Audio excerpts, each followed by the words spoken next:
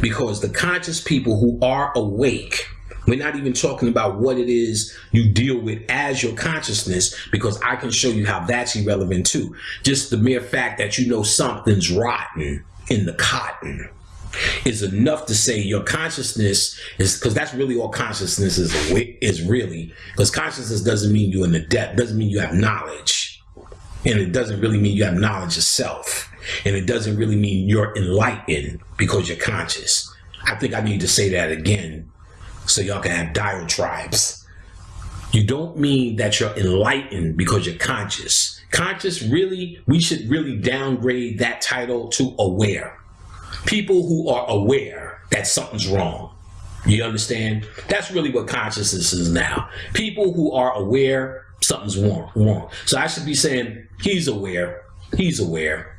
Not conscious. He's aware. You know what I'm saying? Oh, what about that dude? Is he conscious? Nah, he's aware. You know what I'm saying? And this awareness is all we really need. This awareness is actually the 1%. That's just not, for whatever reason, going along with the program.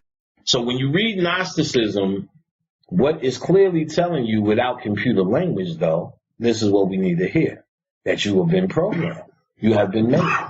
Did you not hear that? You know what I'm saying? You are a made man. So coming to this point, when you hear that this is nothing more than a computer program, all you found out is how you were made by these higher beings, how matter is actually manifested, and is done the same way you've come to know computer technology or computer science. So what you think is that, and it sounds weird to be you, it's actually weird that this thing exists.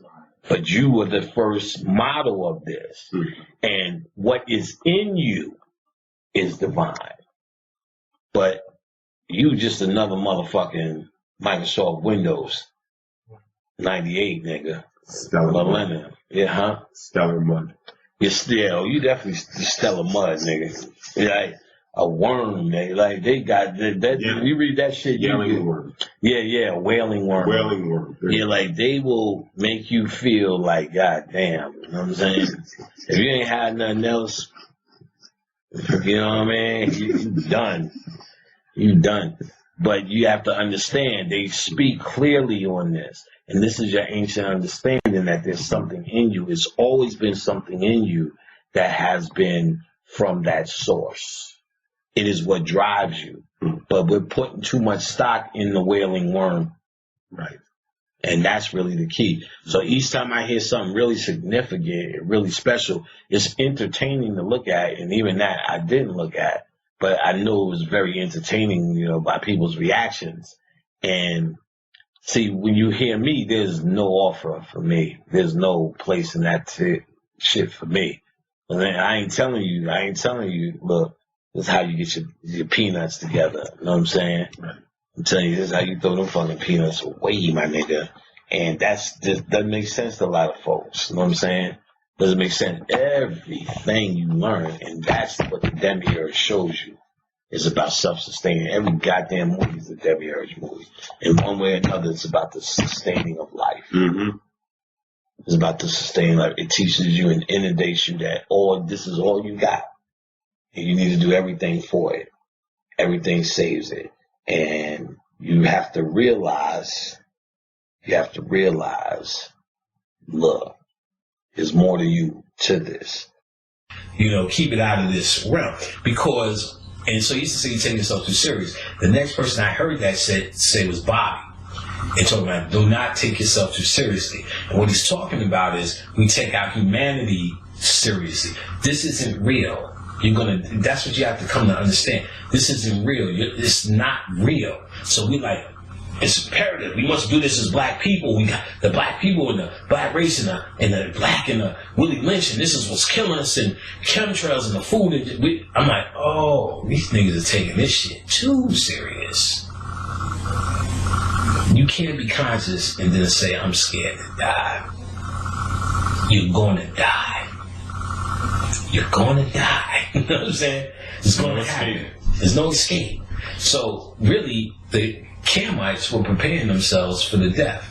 BobbyHemmitt said it. He said, The Camites did nothing but study death. Because if you study and understand and not scared of death, life is a cinch.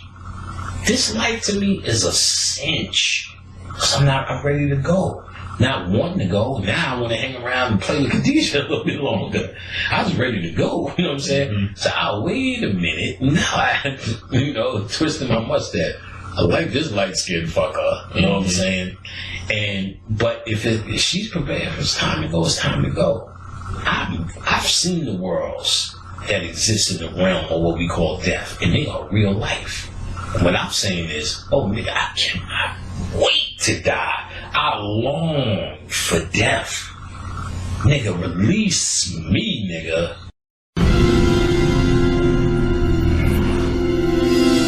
What are they doing with them? Can't be sure. But I know this. They're not killing anyone. They're harvesting them. This isn't an isolated incident either. It's happening across the world.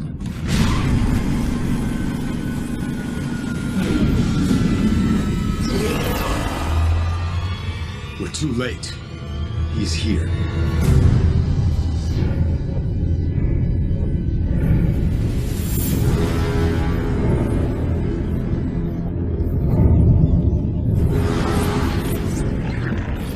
I'm guessing that's the bad guy? Lucky guess.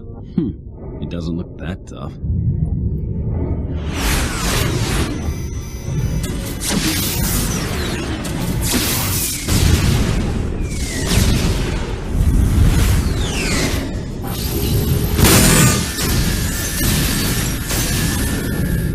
No. I am entropy.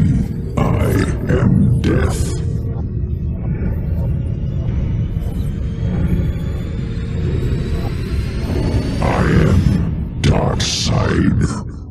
Stand back and peep the light show. Green Lantern's got this.